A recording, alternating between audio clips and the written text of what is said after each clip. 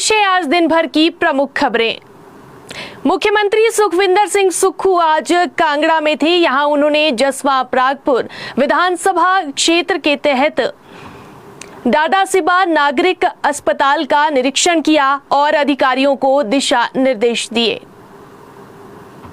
मुख्यमंत्री ने कहा कि पहले चरण में 50 बिस्तर और दूसरे चरण में इसकी क्षमता 100 बिस्तर तक बढ़ाई जाएगी। उन्होंने कहा कि जसवा क्षेत्र का ये प्रमुख सरकारी स्वास्थ्य संस्थान है, इसलिए अस्पताल में कमियों को दूर किया जाएगा। उन्होंने कहा कि अस्पताल के कार्य के लिए प्रदेश सरकार 3.6 करोड़ रुपए देगी।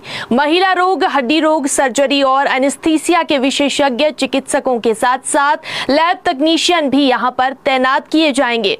डाडासीबा अस्पताल को राज्य सरकार आदर्श स्वास्थ्य संस्थान बनाएगी। नागरिक अस्पताल का निर्माण कार्य पिछले 5 सालों से धीमी गति से चल रहा है और अब इसमें तेजी लाई जाएगी। हाल ही में मंत्रिमंडल की बैठक में स्वास्थ्य एवं परिवार कल्याण विभाग में चिकित्सा अधिकारियों के 200 पद भरने का फैसला लिया गया है और इसके अलावा चिकित्सा महाविद्यालयों में जो है प्रोफेसर, एसोसिएट प्रोफेसर, सहायक प्रोफेसर के 22 पद भरे जाएंगे।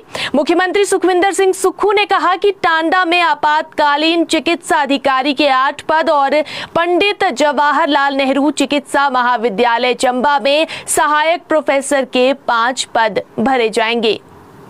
शिमला में कांग्रेस कार्यालय राजीव भवन में पूर्व मुख्यमंत्री स्वर्गीय वीरभद्र सिंह की जयंती मनाई गई। मुख्यमंत्री सुखविंदर सिंह सुक्खू ने पूर्व मुख्यमंत्री वीरभद्र सिंह की जयंती पर उन्हें पुष्पांजलि अर्पित की।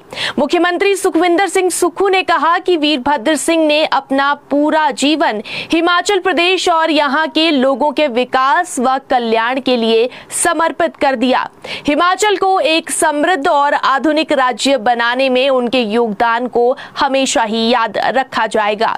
उन्होंने कहा कि स्वर्गीय वीरभद्र सिंह सब लोगों के लिए एक प्रेरणा के स्रोत थे। उनके साथ तकरीबन 20 से 22 साल काम करने का मौका मिला और निश्चित तौर पर वे जिस प्रकार कांग्रेस पार्टी में जनता की सेवा करते रहे थे, उन्हीं की सेवा भाव को हम आगे बढ़ा रहे हैं और जो कांग्रेस पार्टी को हिमाचल प्रदेश में एक नई दिशा दी, एक मजबूती दी, हम सब लोग उसको आगे बढ़ाने का कार्य कर रहे हैं। उन्होंने कहा कि पूर्व मुख्यमंत्री स्वर्गीय वीरभद्र सिंह की प्रतिमा शिमला के रिज मैदान पर स्थापित की जाएगी। इसके लिए उपयुक्त स्थान की तलाश की जा रही है। उन्होंने कहा कि देश की राजनीति में वीरभद्र सिंह का एक बहुत बड़ा नाम है और प्रदेश के 6 बार के मुख्यमंत्री का प्रदेश के विकास में बहुत बड़ा योगदान रहा है। उनकी याद में प्रतिमा स्थापित की जाएगी। जयराम ठाकुर ने कहा कि सरकार तानाशाही पर उतर आई है, लोगों को परेशान करने के अलावा कोई काम नहीं कर रही है। अभी तक के कार्यकाल में एक भी युवा को रोजगार नहीं दे पाई है और सरकार केवल अपने मित्रों के लिए काम कर रही है, सिर्फ मित्रों के लिए समर्पित सरकार बनकर रह गई है। निर्दलीय विधायकों को मुख्यमंत्री परेशान कर रहे हैं। उन्होंने ये भी कहा कि मुख्यमंत्री ये बोल रहे हैं कि झूठ की उम्र लंबी नहीं होती। भाजपा प्रत्याशियों के खिलाफ कर रहे दुष्प्रचार के लिए उन्हें न्यायालय में जवाब देना होगा। भाजपा प्रत्याशियों को फर्जी मुकदमे में फंसाने की कोशिश की जा रही है। उन्होंने कहा कि कानून व्यवस्था बदहाल हो गई है, दिन दिहाड़े गोलियां चल रही हैं।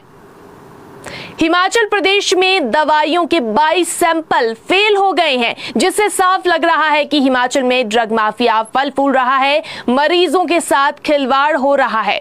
इस पर स्वास्थ्य मंत्री ने उचित कार्रवाई के आदेश दिए हैं।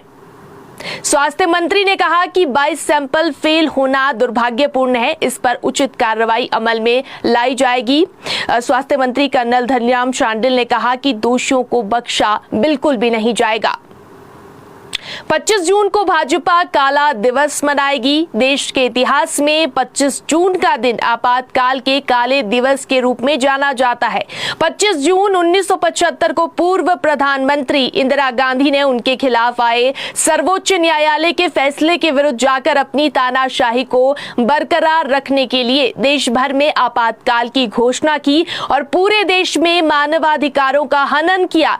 लाखों पत्रकारों और आपातकाल के खिलाफ आवाज आवाज उठाने वालों को जेल में जो सलाखें हैं उसके पीछे डाला गया और प्रताड़ित किया गया। इस काले दिन को भारतीय जनता पार्टी देश भर और प्रदेश भर में कार्यक्रम आयोजित करती रही है। प्रदेश में भी आगामी 25 और 26 जून को सभी संगठनात्मक जिलों में संगोष्ठी, मौन जुलूस और आपातकाल के समय के सभी लोकतंत्र के प्रहरियों को याद करते हुए उनके सम्मान के कार्यक्रम भी आयोजित करेगी।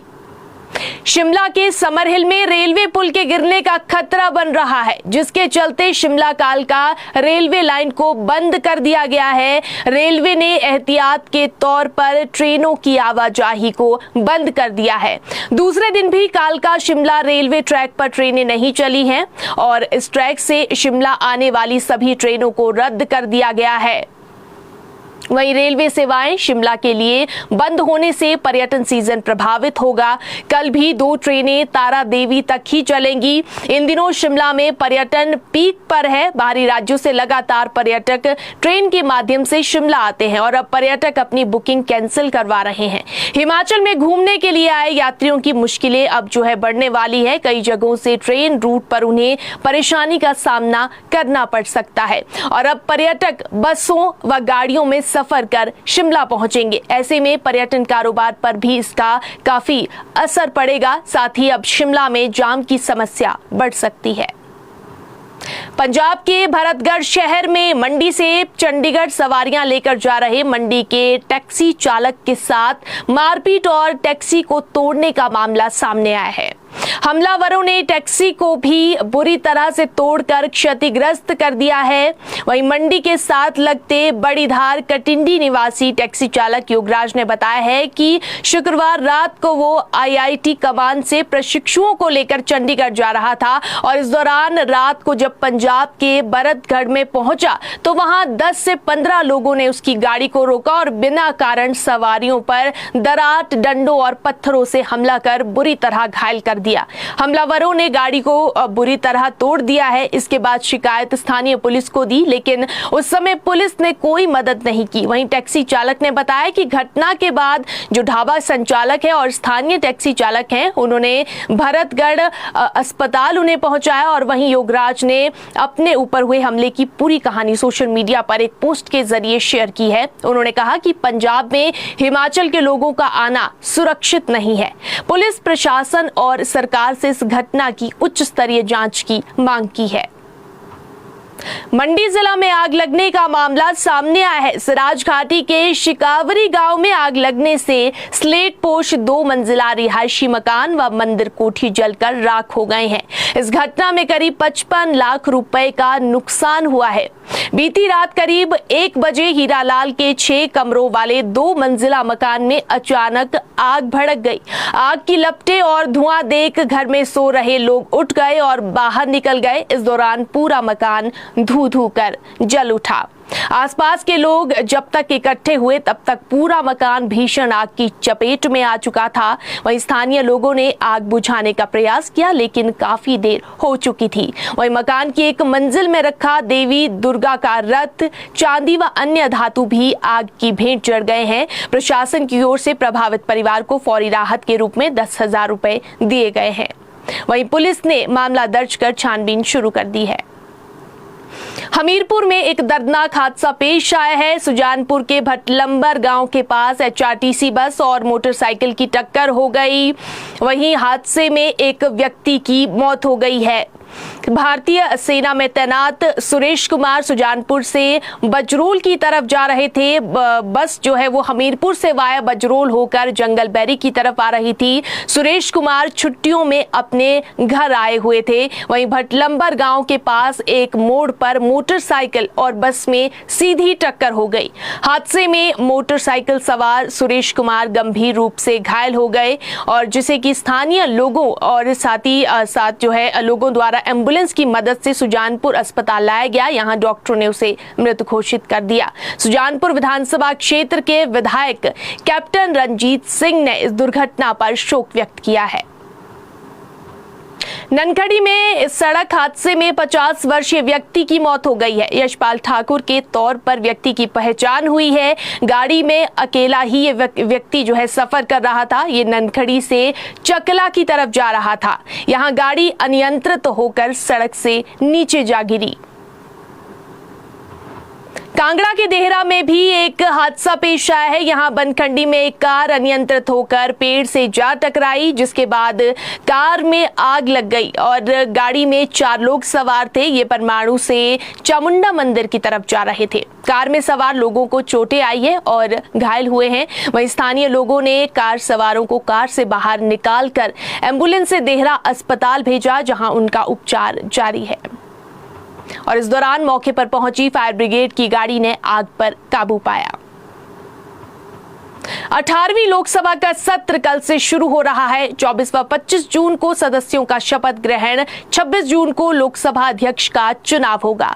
विपक्ष डिप्टी स्पीकर की पोस्ट मांग कर रहे हैं और इस बार विपक्ष का संख्या बल अधिक है, लेकिन विपक्ष के वही पुराने चेहरे और घिसे पिटे मुद्दे ही नई लोकसभा में देखने और सुनने को मिलेंगे और अभी नेता विपक्ष का ऐलान होना बाकी है। हिमाचल के 5 जिलों में कल झमाझम बारिश होगी। मौसम विज्ञान केंद्र ने अलर्ट जारी कर दिया है। चंबा, कांगड़ा, कुल्लू, मंडी और किन्नौर के लिए ये अलर्ट जारी किया गया है। 25 और 26 को ऊपरी क्षेत्रों पर बारिश होगी। वहीं मैदानों व मध्यम ऊंचाई वाले क्षेत्रों में मौसम साफ बना रहेगा। इसके बाद 27 से 29 जून के बीच बारिश रफ्तार पकड़ेगी। 3 दिन अनेक स्थानों पर बारिश होने की संभावना है। बारिश होने से तापमान में गिरावट भी दर्ज की गई है। पहाड़ों के साथ साथ मैदानों में भी गर्मी जो है, वो गर्मी का जो प्रकोप है वो कम हुआ है। हिमाचल प्रदेश की भूमि एक बार फिर भूकंप के झटकों से हिली है। लाहौल स्पीति में भूकंप के झटके महसूस किए गए हैं। रिक्टर स्केल पर 3.4 इसकी तीव्रता मापी गई है। लाहौल स्पीति ही जो है भूकंप का केंद्र रही है और आधी रात को भूकंप के झटके लोगों ने महसूस किए हैं। रात करीब 1:10 पर जो है भूकंप के झटके महसूस किए गए हैं और किसी तरह का कोई नुकसान नहीं हुआ है। आपको बताना चाहेंगे 1 माह पहले भी यहां पर भूकंप के झटके महसूस किए गए थे।